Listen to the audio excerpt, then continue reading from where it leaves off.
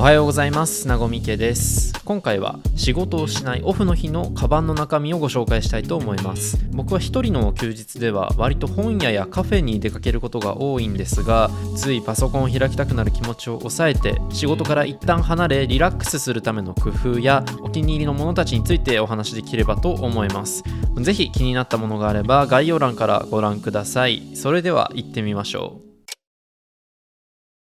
まずはバッグ本体から。使っているのはトートバッグです。エンダースキーマのアズマバッグ、ビッグサイズのものを使っています。江戸時代から伝わる日本特有のカバン、アズマ袋をモダンに仕上げたのがこちらのバッグです。全体的にはコットンとジュート、麻ですね、これをミックスしたツイル生地を使用しています。なので少し粗い雰囲気もあってカジュアルな印象です。あえて生地を毛羽立たせていて立体的に仕上げているそうで、確かに厚みがあってすごくしっかりした印象があります。ただエンダースキーマはレザーが有名なブランドです。ストラップ部分やブランドのタグ、バッグの底の角の部分にはエンダースキーマらしい牛革を使用しています。このエイジングされたような雰囲気がすごくそそりますよね。デザインとしてはごくごくシンプルで、それでいて個性的な雰囲気がとても漂っています。特徴の一つはこのワンハンドルの部分ですかね。トートバッグは普通2つのハンドルがついているので、一見ガパッと開くとかではない分実用性が低いんじゃないかなと思いきや、ハンドルがレザーで覆われていて型がしっかりしている分、肩にかけた時によく引っかかるんですよ。これが撫で型の自分にとってはとてもありがたい。トートバッグって10歩歩けば肩紐落ちるっていうのが、このアズマバッグでは全く落ちることがありませんでした。でこのバッグ自体は内ポケットとかが特にないごくごくシンプルな袋の構造になっています。ミリタリーっぽくもなくオーガニックっぽくもなくっていう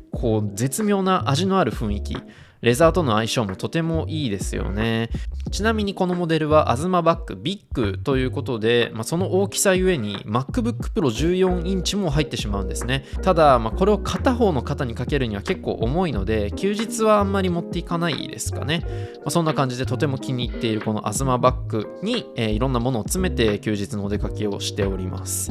で、これは言うまでもないかもしれないですが iPhone、 僕の使っているのは16 Pro です。最近感じたんですが、カメラコントロールボタン結構便利だなというふうに思ってます。とはいえこのスライドのような機能は全然使っていなくて、どっちかというとこのボタンをワンプッシュでカメラにアクセスできるっていう利便性ですね。さっとカメラアプリに移れるこのアクセス性に慣れてしまって、他の人のスマホ借りて写真撮るときにあれどうやってカメラ起動するんだっけってちょっと戸惑うことがあるくらいには慣れてしまいました。スライドでズームとかあんまりいらないので、このボタンは割と嬉しいかもしれないですね。そしてお財布、普段は僕ウォレットバッグみたいなものを別で使ったりしていたんですが、こういった外出の時にはできるだけ身軽に行きたいのでバッグ一つに抑えて財布に入れ替えたりもしています。やっぱりそういった時には、マイベスト財布であるこのジャムホームメイドのウォレットを使ってしまいますね。三つ折りで片手に収まるコンパクトなサイズ感ながら、お札を折らずに入れられたり、カードポケットも10枚前後入ったり、あと小銭とか鍵みたいな小物ポケットも別でアクセスができるので、帰ってきた時にもさっと鍵を取り出したりもできます。ラビッシュレザーという光沢感のある革もものすごく僕は好みです。では実際のバッグの中身を見ていくと、1つ目は iPad mini ですね。あえてこういった外出の際には PC を持っていかずに、今日はリラックスだと割り切って iPad をメインマシンとして持っていきます。とはいえキーボードなどを持っていくわけではないので、必然的に何か出力したい時にはもう手書きとかフリック入力だけなので、デジタルデバイスは持っていきつつ仕事をしにくい環境を無理やり作ったりもしています。やっぱりミニサイズはいいですね。さっとバッグから取り出して雑誌を読んだり SNS をチェックしたり、サブマシンとして完璧な位置づけだと思っています。バッテリーの持ちも悪いんですが、これはご愛嬌ではないですよね。そんなわけないです。さすがに、充電のスピードアップと、あとバッテリー持ちの向上、ここら辺はさすがに次はお願いしたいところですね。でそんな iPad、先ほど話した通りで持っていくメリットの一つは Kindle です。普段なかなか腰を据えて本を読める機会がないので、こういった時にがっつり積読を消化したり気になっていた雑誌本を読んだりするんですが、最近買った本の中でも結構お気に入りなのがこちらです。 I'm Home スタイルブックワークスペースということで、いろんな方のワークスペースにフォーカスしてこれまでの取材記事を集めたものになっています。デスク環境とかは YouTube でいろんな方の動画を見られるんですが、割と僕が好きなのはもっとアナログなというか、なんかこう情緒的な価値のある書斎スペースなんですよね。この本はかなりそこにフォーカスしていて、 PC 環境に限らずメインの部屋の別室みたいな扱いの書斎についていろんな仕事、いろんな家の様子を紹介してくれています。こういう本がもっと増えてほしいなっていうところですね。そして、ちょっとデジタルで購入した本ではないんですが、こちらは博報堂から出ている本ですね。タイトルの SBNR Spiritual but not Religious は宗教的ではないけどスピリチュアルという意味なんです。ただそんなに怪しい本ではなくて、流行りの現象とか体験についてこういう SBNR みたいな切り口で分析しているような本になっています。僕もなんとなく思っていたことをデータに基づきつつ言語化してくれたような、そんな感覚があって、だからみんなハマってるのねっていうような納得感を得られる情報の材料にもなりましたね。そしてまた本で申し訳ないんですが、こちらつい先日まで行われていたイベントで購入しました YouTuber でもあるトバログの鳥羽さんの本、トバログペーパーですね。実は僕もこのイベントでスタッフを務めておりまして、その際にも自分のチャンネルを見てくださっている人がいらっしゃって声をかけていただきありがとうございました。嬉しかったです。トバログペーパー、本当に鳥羽さんの世界観をそのまま落とし込んだ、じんと自称しつつ相当な分厚さなのでちゃんと本になってます。中身は本当に相当な文章量とリッチな写真が多く入っていて、スペックとか実用性ではなくて鳥羽さんのお気に入りのもの一つ一つに関するエッセイみたいな感じですね。そういった僕の好きな雑誌的な雰囲気があって結構好みの本でした。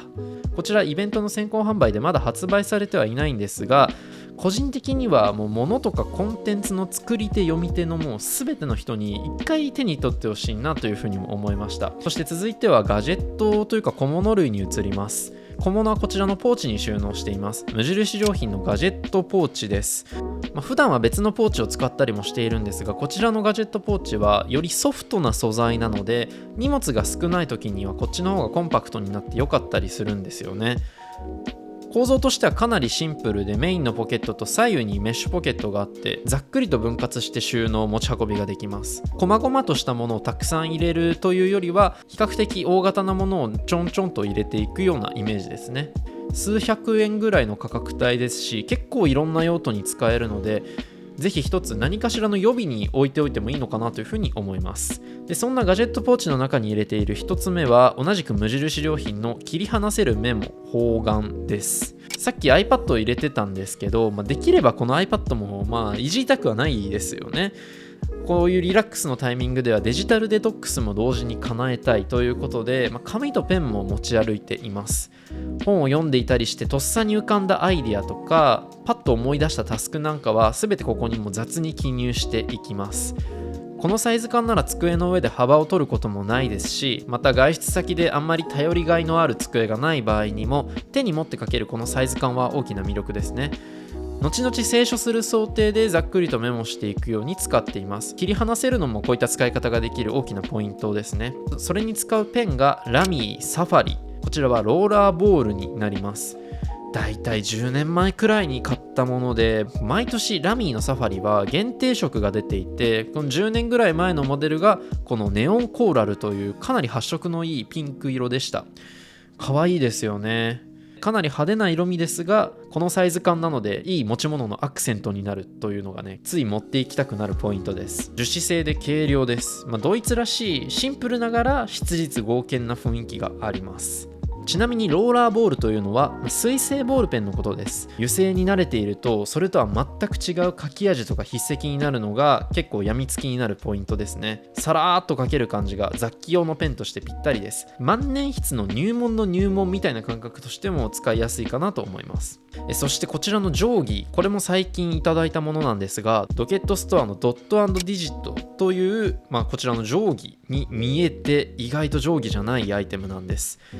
これ、中のこの模様みたいなものはドットでくり抜かれていて、これを使って点を書くことができます。数字とか英字をドットで書いて、例えば段ボールなどのナンバリングとかに使える、要はテプラ的な使い方ができるんですよね。ドットの文字体は結構流行ってる感覚もあって、これをアナログながら手軽に使いこなせるというのは結構嬉しいポイントです。単にこのドットの部分が穴が開いてるだけではなくて、メモリまでくり抜かれているという本当に狂気じみた作品になってます。正直定規というよりはコレクションアイテムにも近いですよね。飾っておいてもかっこいいですし、ステンレスの高級感と厚さ 0.2mm という軽やかな感じは本当に持っていて楽しいです。そして続いてはこちらの USB-C ケーブルなんですが、もう言ってしまえばただただ見た目だけのケーブルになっています。この先端の端子の部分が無駄にごついんですよ。男子ってこういうの好きですよね。一応充電速度は 100W まで対応するっぽいです。データ通信の速度は大したことはなさそうですね。で、なんでこんな見た目だけのケーブルを買ったかというと、もう僕の用途としてはあくまで外出用です。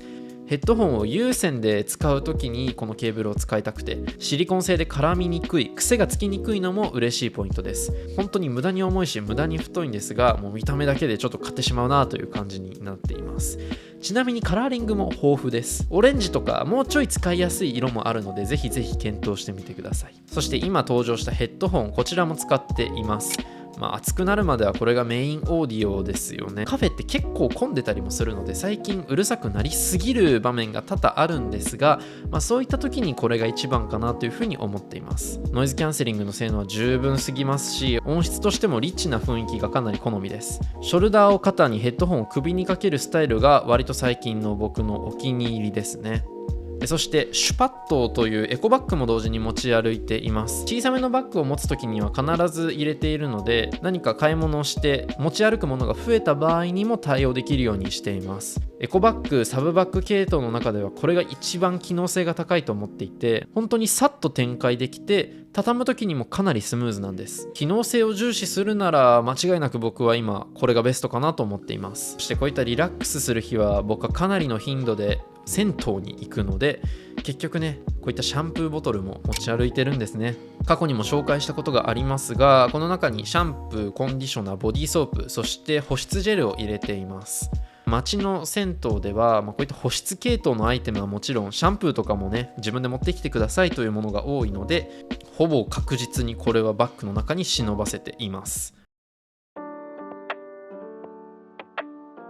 そしてこれはちょっとバッグの中身とは違うんですが、こういった日によく履くのが五右衛門の運ダというちょっと和風のフットウェアになっています。セッタという履物があるんですが、ここにエアソールがついていて、伝統的な形とモダンな雰囲気が混ざり合ったすごくそそられる靴になっているんです。この運ダがこのバッグである東バッグと相性がいいんですよね。やっぱり和風同士ということで、いい意味での下町感が出るような感じがしています。ちなみに自分が購入した運ダはグラフペーパーとのコラボモデルです。ソールが全面的にエアーになっていて、鼻緒にはこのスベスベの質感のウルトラスエード、そして天面の部分はコーデュラナイロンを使っています。素材感などはかなりテックな雰囲気なんですが、これが伝統的なシルエットに落とされていて、このドッキングした独特の雰囲気、